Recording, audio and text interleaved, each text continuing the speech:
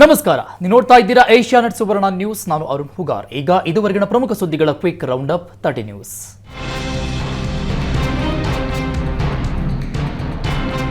ಕೇಂದ್ರದ ಮಲತಾಯಿ ಧೋರಣೆ ಖಂಡಿಸಿ ದೆಹಲಿಯಲ್ಲಿ ಫೆಬ್ರವರಿ 6 ಮತ್ತು 7ರಂದು ಪ್ರತಿಭಟನೆ ನಿರ್ಧರಿಸಲಾಗಿದೆ. ಸಿಎಂ ಸಚಿವರು ಸೇರಿ 138 ನಾಯಕರು ಪ್ರತಿಭಟನೆಯಲ್ಲಿ ಪಾಲ್ಗೊಳ್ಳುತ್ತಾ ಇದ್ದಾರೆ ಅಂತ ಡಿಕೆ ಶಿವಕುಮಾರ್ ತಿಳಿಸಿದ್ದಾರೆ. 27 ಜನ ಸಂಸದರು ಕೂಡ ಕೇಂದ್ರ ಸರ್ಕಾರದ ಪರವಾಗಿದ್ದಾರೆ. ನಮ್ಮ ರಾಜ್ಯಕ್ಕೆ ಅನ್ಯಾಯವಾಗ್ತಾ ಇದ್ರು ಸಂಸದರು ಮಾತಾಡ್ತಾ ಇಲ್ಲ, ಆದ್ದರಿಂದ ನಮ್ಮ ಹಕ್ಕನ್ನ ಕೇಳಲು ನಾವು ಪ್ರತಿಭಟನೆ ಮಾಡ್ತೇವೆ ಅಂತ ಹೇಳಿದ್ದಾರೆ. ನಮ್ಮ ಹಕ್ಕಿಗಾಗಿ ಹೋರಾಟ ಮಾಡೋದು ಅನಿವಾರ್ಯವಾಗಿದ್ದರಿಂದ ಕಾಂಗ್ರೆಸ್ ಪ್ರತಿಭಟನೆ ನಡೆಸಲಿದೆ ಅಂತ ಹೇಳಿದ್ದಾರೆ.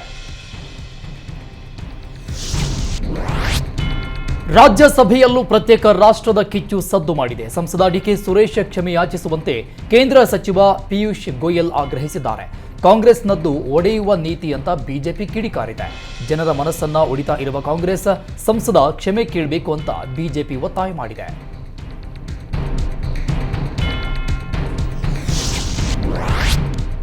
ದಕ್ಷಿಣ ಭಾರತ ಪ್ರತ್ಯೇಕ ರಾಷ್ಟ್ರವಾಗಬೇಕು ಎಂದಿದ್ದ ಸಂಸದ ಡಿಕೆ ಸುರೇಶ್ ಹೇಳಿಕೆಯಿಂದ ಕಾಂಗ್ರೆಸ್ ಅಂತರ ಕಾಯ್ದುಕೊಂಡಿದೆ. ದೇಶವನ್ನ ಇಬ್ಬಾಗಿಸುವ ಹೇಳಿಕೆ ನೀಡಿದ್ರೆ ನಾವು ಒಪ್ಪೋದಿಲ್ಲ. ಡಿಕೆ ಸುರೇಶ್ ರಾಜ್ಯಸಭೆಯ ಸದಸ್ಯರಲ್ಲ, ಆದ್ರಿಂದ ಹಕ್ಕುಚ್ಯುತಿಯಾಗಿದ್ದರೆ ಲೋಕಸಭೆಯಲ್ಲಿ ಹಕ್ಕುಚ್ಯುತಿ ಮಂಡಿಸಲಿ ಅಂದ್ರು. ಇನ್ನು ಕನ್ಯಾಕುಮಾರಿಯಿಂದ ಕಾಶ್ಮೀರದವರೆಗೂ ನಾವೆಲ್ಲ ಒಂದೇ ಅಂತ ಎಐಸಿಸಿ ಅಧ್ಯಕ್ಷ ಮಲ್ಲಿಕಾರ್ಜುನ ಖರ್ಗೆ ಹೇಳಿದ್ದಾರೆ. ಡಿಕೆ ಸುರೇಶ್ ಪ್ರತ್ಯೇಕ ರಾಷ್ಟ್ರದ ಹೇಳಿಕೆಯನ್ನ ಕೇಂದ್ರ ಸಚಿವ ಪ್ರಹ್ಲಾದ್ ಜೋಶಿ ಖಂಡಿಸಿದ್ದಾರೆ. ಲೋಕಸಭೆಯಲ್ಲಿ ಮಾತನಾಡಿದ ಪ್ರಹ್ಲಾದ್ ಜೋಶಿ, ಸುರೇಶ್ ಮಾತಿನ ಕುರಿತು ಕಾಂಗ್ರೆಸ್ ಸ್ಪಷ್ಟೀಕರಣ ನೀಡಬೇಕು, ಜೊತೆಗೆ ಕ್ಷಮೆ ಯಾಚಿಸಬೇಕು ಅಂತ ಆಗ್ರಹಿಸಿದ್ದಾರೆ. ಕಾಂಗ್ರೆಸ್ ಪಕ್ಷವು ಸಂಸದ ಡಿಕೆ ಸುರೇಶ್ ವಿರುದ್ಧ ಕ್ರಮ ಕೈಗೊಳ್ಳಬೇಕು ಅಂತ ಆಗ್ರಹಿಸಿದ್ದಾರೆ. ಪ್ರತ್ಯೇಕ ರಾಷ್ಟ್ರದ ಮಾತುಗಳನ್ನಾಡಿದ್ದ ಸಂಸದ ಡಿಕೆ ಸುರೇಶ್ಗೆ ಮಾಜಿ ಸಿಎಂ ಎಚ್ಚರಿಕೆ ತಿರುಗೇಟು ಕೊಟ್ಟಿದ್ದಾರೆ. ಕರ್ನಾಟಕದಲ್ಲಿ ಬಿರಿಯಾನಿ ಊಟ ಮಾಡಿ ಭಾರತ ಜೋಡೋ ಮಾಡಿದ್ದವರು ಈಗ ವಿಭಜನೆ ಮಾತನಾಡ್ತಾ ಇದ್ದಾರೆ ಅಂತ ಟಾಂಗ್ ಕೊಟ್ಟಿದ್ದಾರೆ. ಕೇಂದ್ರ ಸರ್ಕಾರ ಆರ್ಥಿಕ ತಾರತಮ್ಯ, ಕರ್ನಾಟಕಕ್ಕೆ ಅನ್ಯಾಯ ಎಂಬ ಕಾರಣ ಕೊಟ್ಟಿದ್ದು ಇನ್ಮೆಚ್ಯೂರ್ ಸ್ಟೇಟ್ಮೆಂಟ್ ಅಂದಿದ್ದಾರೆ. ಒಂದು ವೇಳೆ ಉತ್ತರ ಮತ್ತು ದಕ್ಷಿಣ ವಿಭಜನೆ ಆದರೆ ತಮಿಳುನಾಡಿನಿಂದ ಕಾವೇರಿ ವಿಚಾರದಲ್ಲಿ ನ್ಯಾಯ ಪಡೆಯಲು ಸಾಧ್ಯವೇ ಅಂತ ಪ್ರಶ್ನೆ ಮಾಡಿದ್ದಾರೆ.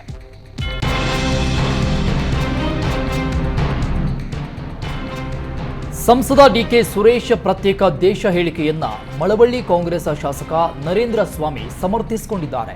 ನರೇಂದ್ರ ಮೋದಿ ಸರ್ಕಾರದಲ್ಲಿ ರಾಜ್ಯಕ್ಕೆ ಅನ್ಯಾಯವಾಗಿದ್ದರೆ ಈ ಬಗ್ಗೆ ಯಾವ ಸಂಸದನೂ ಪ್ರಶ್ನೆ ಮಾಡಲಿಲ್ಲ. ಆದರೆ ರಾಜ್ಯಕ್ಕೆ ಅನ್ಯಾಯವಾಗಿರುವ ಬಗ್ಗೆ ಧ್ವನಿ ಎತ್ತಿದ ಏಕೈಕ ಗಂಡು ಮಗ ಸುರೇಶ್ ಅಂದಿದ್ದಾರೆ. ಅಲ್ಲದೆ ಗುಜರಾತ್ ಹಾಗೂ ಉತ್ತರ ಪ್ರದೇಶಕ್ಕೆ ಇನ್ನೆಷ್ಟು ಕೊಡಬೇಕು ಅಂತ ಪ್ರಶ್ನೆ ಮಾಡಿದ್ದಾರೆ. ದಕ್ಷಿಣ ಭಾರತ ಪ್ರತ್ಯೇಕ ರಾಷ್ಟ್ರ ಆಗಬೇಕು ಎಂಬ ಸಂಸದ ಡಿಕೆ ಸುರೇಶ್ ಹೇಳಿಕೆ ಸರಿಯಲ್ಲ ಅಂತ ಗೃಹ ಸಚಿವ ಪರಮೇಶ್ವರ್ ಹೇಳಿದ್ದಾರೆ. ದೇಶ ಒಗ್ಗೂಡಿಸಲು ಸಾವಿರಾರು ಜನ ಜೀವ ಕಳೆದುಕೊಂಡಿದ್ದಾರೆ. ಹೀಗಾಗಿ ದೇಶ ಒಗ್ಗೂಡಿಸುವ ಮಾತಾಡಬೇಕು, ಒಡೆಯೋ ಮಾತಾಡೋದು ಸರಿಯಲ್ಲ ಅಂದರು. ನಮ್ಮದು ಒಂದು ರಾಷ್ಟ್ರ ಒಂದು ದೇಶ ಅಂತಾನೆ ಇರಬೇಕು ಅಂತ ಪರಮೇಶ್ವರ್ ಹೇಳಿದ್ದಾರೆ. ದೇಶದ ಮುಂದೆ ನಾನು ಒಬ್ಬ ದೊಡ್ಡ ರಾಜಕಾರಣಿ ಅಂತ ತೋರಿಸಲು ಡಿಕೆ ಸುರೇಶ್ ಪ್ರತ್ಯೇಕ ರಾಷ್ಟ್ರದ ಬಗ್ಗೆ ಮಾತನಾಡಿದ್ದಾರೆ ಅಂತ ಮಾಜಿ ಸಚಿವ ಈಶ್ವರಪ್ಪ ವ್ಯಂಗ್ಯವಾಡಿದ್ದಾರೆ. ಕಾಂಗ್ರೆಸ್ ಪಕ್ಷದಲ್ಲಿ ಯಾರು ಏನ್ ಬೇಕಾದರೂ ಮಾತನಾಡಬಹುದಾಗಿದೆ, ಆದ್ರಿಂದ ಯಾರು ಏನ್ ಬೇಕಾದರೂ ಮಾತನಾಡ್ತಾರೆ ಅಂತ ಪಕ್ಷಕ್ಕೆ ಟಾಂಗ್ ಕೊಟ್ಟಿದ್ದಾರೆ.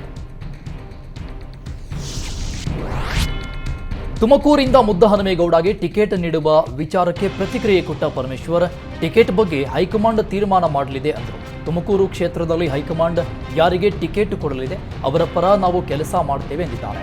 ನನ್ನ ಅಭಿಪ್ರಾಯ ಪಕ್ಷಕ್ಕೆ ಹೇಳಿದ್ದೇನೆ, ಪಕ್ಷ ಯಾರಿಗೆ ಕೊಡುತ್ತೋ ನೋಡಬೇಕು ಅಂದಿದ್ದಾರೆ. ಡಿಕೆ ಸುರೇಶ್ ದೇಶ ವಿಭಜನೆ ಮಾತನ್ನ ಒಪ್ಪಲಾಗಲ್ಲ ಎಂದು ಮಾಜಿ ಸಂಸದ ವಿಎಸ್ ಉಗ್ರಪ್ಪ ಹೇಳಿದ್ದಾರೆ. ದೇಶ ಒಡೆಯೋ ಪ್ರಶ್ನೆಯೇ ಇಲ್ಲ. ಭಾರತ ಏಕತೆ ಸಮಗ್ರತೆಗೆ ಇಂದಿರಾ ಗಾಂಧಿ, ರಾಜೀವ್ ಗಾಂಧಿ ಸೇರಿ ಅನೇಕರು ಬಲಿದಾನ ಮಾಡಿದ್ದಾರೆ. ಕಾಂಗ್ರೆಸ್ಗೆ ದೇಶ ಒಡೆಯುವ ಯಾವುದೇ ಉದ್ದೇಶವಿಲ್ಲ ಅಂತ ಹೇಳಿದ್ದಾರೆ.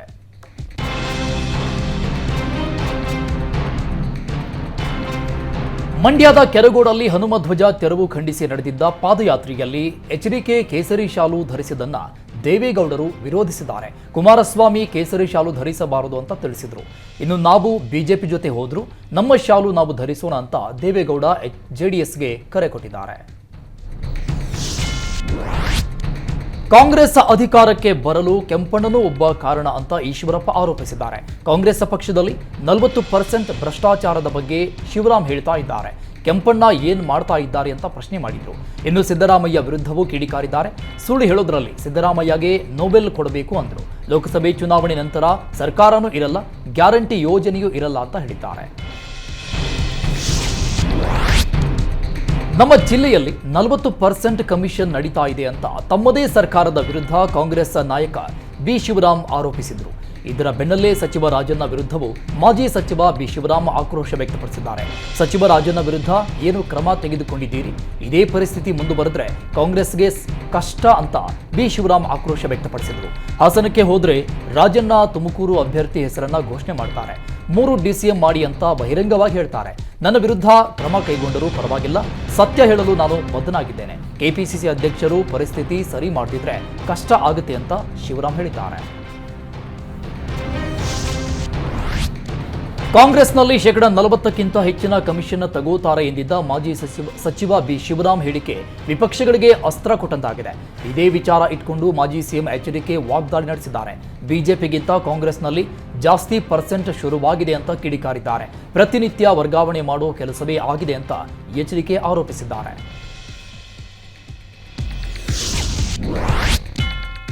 ಮಂಡ್ಯ ಬಂದ್ಗೆ ಕರೆ ಕೊಟ್ಟಿರುವ ಬಿಜೆಪಿ ಬಜರಂಗ ದಳದ ವಿರುದ್ಧ ಸಚಿವ ಚಲುವರಾಯಸ್ವಾಮಿ ಕಿಡಿಕಾರಿದ್ದಾರೆ. ಯಾವ ಪುರುಷಾರ್ಥಕ್ಕೆ ಹೋರಾಟ ಬಂದ್ ಮಾಡ್ತಾ ಇದ್ದಾರೆ ಅಂತ ಬಿಜೆಪಿ ಜೆಡಿಎಸ್ ಅನ್ನ ಪ್ರಶ್ನಿಸಿದ್ದಾರೆ. ಮಂಡ್ಯವನ್ನ ಮಂಗಳೂರು ಮಾಡುವುದಕ್ಕೆ ಬಿಡಲ್ಲ, ಜನರೇ ಬಂದ್ ವಿರುದ್ಧ ತಿರುಗಿ ಬಿದ್ದಿದ್ದಾರೆ. ರೈತರಿಗಾಗಿ, ಕಾವೇರಿ ನೀರಿಗಾಗಿ ಹೋರಾಟ ಮಾಡಿದ್ರೆ ನಾವೇ ಜೊತೆ ನಿಲ್ಲುತ್ತೇವೆ ಅಂತ ಹೇಳಿದ್ದಾರೆ.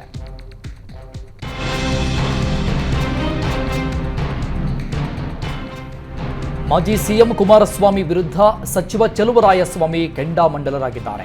ರಾಮಕೃಷ್ಣ ಹೆಗಡೆ, ಜೆಎಚ್ ಪಾಟೀಲ್, ಭೈರೇಗೌಡ ಇವರನ್ನ ಜೆಡಿಎಸ್ನಿಂದ ಹೊರ ಕಳುಹಿಸಿದ್ದು ಯಾರು ಅಂತ ಕುಮಾರಸ್ವಾಮಿ ಹೇಳಲಿ. ಕುಮಾರಸ್ವಾಮಿ ಅವರಿಂದ ನಾನು ಲೀಡರ್ ಆಗಿಲ್ಲ ಅಂತ ವಾಗ್ದಾಳಿ ನಡೆಸಿದರು. ದೇವೇಗೌಡರ ಮೇಲಿನ ಗೌರವಕ್ಕಾಗಿ ಮಾತ್ರ ಸುಮ್ಮನೆ ಇದ್ದೀನಿ ಅಂತ ಹೇಳಿದ್ದಾರೆ. ಸಚಿವ ಚಲುವರಾಯಸ್ವಾಮಿ ಆರೋಪಕ್ಕೆ ಕುಮಾರಸ್ವಾಮಿ ತಿರುಗೇಟು ಕೊಟ್ಟಿದ್ದಾರೆ. ರಾಮಕೃಷ್ಣ ಹೆಗಡೆ, ಜೆಎಚ್ ಪಾಟೀಲ್ರನ್ನ ನಾನು ಹೊರಹಾಕಿದ್ನ, ಆಗಿನ್ನೂ ನಾನು ಚಿಕ್ಕ ಹುಡುಗ ಅಂತ ಚಲುವರಾಯಸ್ವಾಮಿಗೆ ಟಾಂಗ್ ಕೊಟ್ಟಿದ್ದಾರೆ. ನನ್ನ ಸೋಲಿನ ಬಗ್ಗೆ ಮಾತನಾಡುವವರು ಮಂತ್ರಿಯಾಗಿದ್ದಾಗಲೇ ನೀವೇಕೆ ಸೋತಿದ್ರೆ? ದೇವೇಗೌಡರು ಮುಖ ನೋಡಿಕೊಂಡು ಸುಮ್ಮನಿದ್ದೀನಿ ಅಂದ್ರಲ್ಲ, ಇಲ್ಲ ಅಂದ್ರೆ ಏನು ಮಾಡ್ತಿದ್ರಿ ಅಂತ ಪ್ರಶ್ನೆ ಮಾಡಿದ್ದಾರೆ. ಫೆಬ್ರವರಿ 9ರಂದು ಉಪ್ಪಾರರ ಸಮಾವೇಶ ನಡೆಸಲು ಸಿದ್ಧತೆ ನಡೆದಿದೆ. ಪುರುಷೋತ್ತಮಾನಂದಪುರಿ ಸ್ವಾಮೀಜಿ ಅವರ ಪಟ್ಟಾಭಿಷೇಕದ ರಜತ ಮಹೋತ್ಸವ, ರಾಷ್ಟ್ರೀಯ ಭಗೀರಥ ಜಯಂತ್ಯೋತ್ಸವ ಹಾಗೂ ಉಪ್ಪಾರರ ಬೃಹತ್ ಸಮಾವೇಶ ನಡೆಸಲಾಗ್ತಾ ಇದೆ. ಸಿಎಂ ಸಿದ್ದರಾಮಯ್ಯ ಸಮಾವೇಶವನ್ನ ಉದ್ಘಾಟಿಸಲಿದ್ದಾರೆ. ಸಚಿವರಾದ ಡಿ ಸುಧಾಕರ್, ಸತೀಶ ಜಾರಕಿಹೊಳಿ, ಕೆಎನ್ ರಾಜಣ್ಣ ಅತಿಥಿಗಳಾಗಿ ಆಗಮಿಸಲಿದ್ದಾರೆ. ಎಚ್ ಡಿ ಕುಮಾರಸ್ವಾಮಿ ಭೇಟಿ ಬಳಿಕ ತುಮಕೂರು ಕ್ಷೇತ್ರದಲ್ಲಿ ವಿ ಸೋಮಣ್ಣ ಫುಲ್ ಆಕ್ಟಿವ್ ಆಗಿದ್ದಾರೆ. ರಾಜಕೀಯ ಮುಖಂಡರ ಮದುವೆ ಸೇರಿದಂತೆ ಖಾಸಗಿ ಕಾರ್ಯಕ್ರಮಗಳಲ್ಲೂ ಸೋಮಣ್ಣ ಕಾಣಿಸಿಕೊಳ್ತಾ ಇದ್ದಾರೆ. ತೆರೆಮರೆಯಲ್ಲಿ ಬಿಜೆಪಿಯ ನಾಯಕರನ್ನ ಭೇಟಿ ಮಾಡಿ ಚರ್ಚೆ ನಡೆಸ್ತಾ ಇದ್ದಾರೆ. ವಿ ಸೋಮಣ್ಣಗೆ ತುಮಕೂರು ಸಂಸದ ಜಿಎಸ್ ಬಸವರಾಜು ಸಾಥ್ ಕೊಟ್ಟರು. ಇನ್ನು ನೊಣವಿನಕೆರೆ ಕಾಡು ಸಿದ್ದೇಶ್ವರ ಮಠ, ಗುಬ್ಬಿ ಕ್ಷೇತ್ರದ ಲಿಂಗಾಯತ ಸಮುದಾಯದ ನಾಯಕರ ಮನೆಗಳಿಗೆ ಭೇಟಿ ಕೊಡ್ತಾ ಇದ್ದಾರೆ. ಬೆಂಗಳೂರು ಶಿಕ್ಷಕರ ಕ್ಷೇತ್ರದ ಚುನಾವಣೆ ಸಂಬಂಧ ಇಂದು ಸಂಜೆ ಬಿಜೆಪಿ ಕಚೇರಿಯಲ್ಲಿ ಕೋರ್ ಕಮಿಟಿ ಸಭೆ ನಡೆಸಲಾಗ್ತಾ ಇದೆ. ಬೆಂಗಳೂರು ಶಿಕ್ಷಕರ ಕ್ಷೇತ್ರವನ್ನ ಜೆಡಿಎಸ್ಗೆ ಬಿಟ್ಟುಕೊಟ್ಟ ಬಗ್ಗೆ ಅಧಿಕೃತವಾಗಿ ಘೋಷಣೆ ಮಾಡಲಿದ್ದಾರೆ. ಈಗಾಗಲೇ ಯಡಿಯೂರಪ್ಪ ನಿವಾಸದಲ್ಲಿ ನಡೆದ ಸಭೆಯಲ್ಲಿ ಶಿಕ್ಷಕರ ಕ್ಷೇತ್ರ ಬಿಟ್ಟುಕೊಡುವ ಬಗ್ಗೆ ಉಭಯ ನಾಯಕರು ಒಪ್ಪಿಗೆ ಸೂಚಿಸಿದರು. ಈ ನಿರ್ಧಾರವನ್ನ ಇಂದಿನ ಸಭೆಯಲ್ಲಿ ಘೋಷಣೆ ಮಾಡಲಿದ್ದಾರೆ.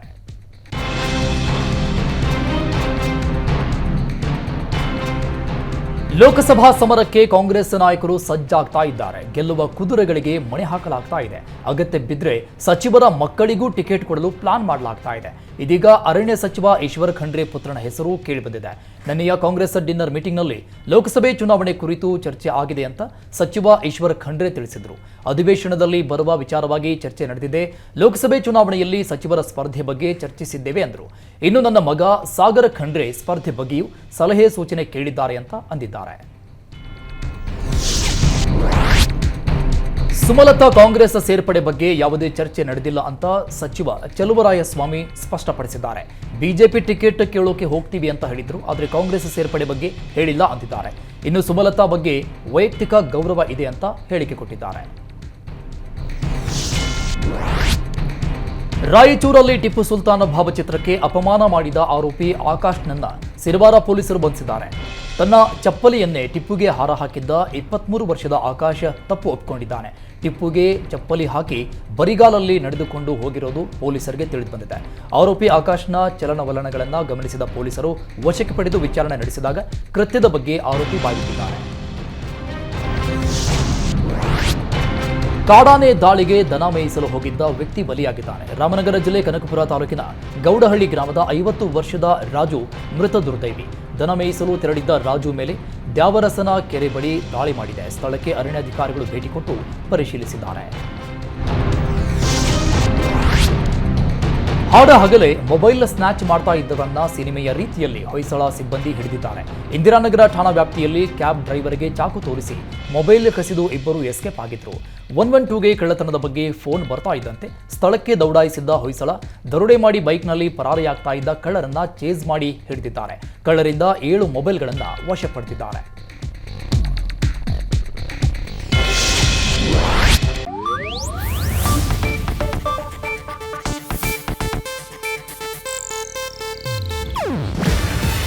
ಇದು ಏಷ್ಯಾನೆಟ್ ನ್ಯೂಸ್ ನೆಟ್ವರ್ಕ್ ಪ್ರಸ್ತುತಿ. ನೀವು ನೋಡ್ತಿದ್ದೀರಾ ಏಷ್ಯಾನೆಟ್ ಸುವರ್ಣ ನ್ಯೂಸ್.